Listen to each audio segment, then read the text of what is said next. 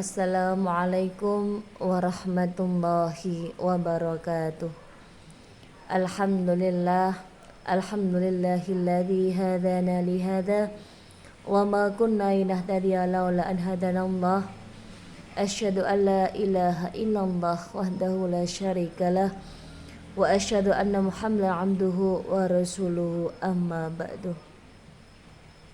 Pertama dan yang paling utama, marilah kita panjatkan puja dan puji syukur kita kehadirat Allah Subhanahu wa taala yang telah memberikan kenikmatan kepada kita semua, terutama nikmat sehat dan nikmat sempat, sehingga pada kesempatan hari ini kita masih diberi kesehatan oleh Allah Subhanahu wa taala dengan ridha Allah Subhanahu wa taala. Amin amin ya rabbal alamin.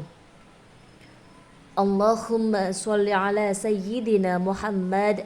Selawat serta salam kita sanjungkan kepada junjungan kita baginda Rasulullah sallallahu alaihi wasallam yang insyaallah akan memberikan syafaat kepada kita semua besok pada yaumul qiyamah. Amin amin Allahumma amin.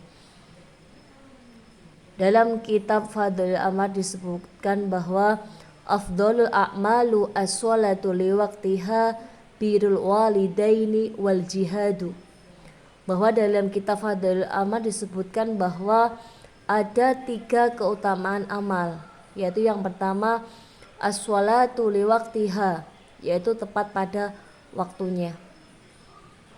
Amalan utama yang akan dihisab pada yaumul qiyamah adalah sholat. Ketika sholat itu bagus, maka dianggap bagus semua amalnya. Tetapi ketika sholatnya itu buruk, maka dianggap buruk semua amal kebaikannya.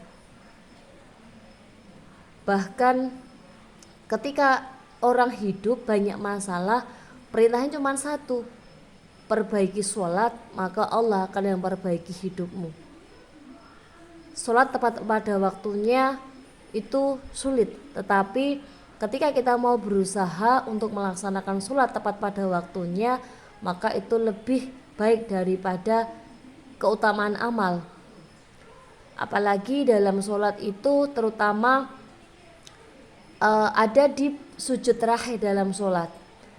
Di situ ada doa yang terkabul, yaitu di sujud terakhir dalam sholat. Makanya ketika di sujud terakhir dalam sholat, 3 hal yang kita berdoa. 1, ya Allah, semoga hamba diberi kesempatan taubat sebelum ajal. Kemudian doa yang kedua, diberi ketetapan iman dan Islam. Kemudian doa yang ketiga adalah besok meninggal dalam keadaan husnul khatimah. Makanya untuk memperbaiki diri, ketika kita ada masalah, bingung diperbaiki dari mana, yang pertama adalah diperbaiki dari masalah sholat. Kemudian yang kedua, fadl amal yang kedua, birrul walidain, yaitu berbakti kepada kedua orang tua. Berbakti dalam kedua orang tua di sini baik ketika mereka masih hidup dengan berbakti kepada mereka, baik maupun ketika mereka sudah meninggalkan kehidupan ini. Banyak cara kita lakukan ketika kita berbakti kepada kedua orang tua kita. Makanya ketika ada orang yang sampai melantarkan orang tuanya, sungguh adab Allah sangat pedih. Padahal ridha Allahu biridhal walidain, bahwa keridhaan Allah itu tergantung pada keridhaan kedua orang tua. Nah, ketika orang tua, bagi mereka yang sudah meninggal orang tuanya, maka salah satu berbakti adalah dengan mendoakannya. Ada satu cerita, seorang wali pada suatu malam bermimpi. Dalam mimpi itu dia melihat seorang paman yang berdiri duduk tenang di atas kuburnya. Sedangkan yang lainnya, arwah yang lainnya sedang mengais rumput di sekelilingnya. Kemudian sang wali bertanya, "Wahai paman, Apa yang kamu lakukan sehingga kamu hidup tenang di alam kubur sedangkan yang lainnya masih mencari rumput di sekitarmu? Kemudian sang paman menjawab, saya punya anak yang berjualan ayam di pasar. Kalau ingin tahu apa yang terjadi, silahkan Anda menemui anak saya di pasar. Kemudian setelah terbangun keesokan harinya, betul, sang wali menemui anaknya yang ada di pasar. Kemudian bertanya, wahai fulan, apakah kamu mempunyai anak? Maaf, apakah kamu mempunyai bapak yang dimakamkan di pemakaman daerah sini? Betul. Apa yang kamu lakukan sehingga bapakmu, apa yang kamu lakukan terhadap bapakmu?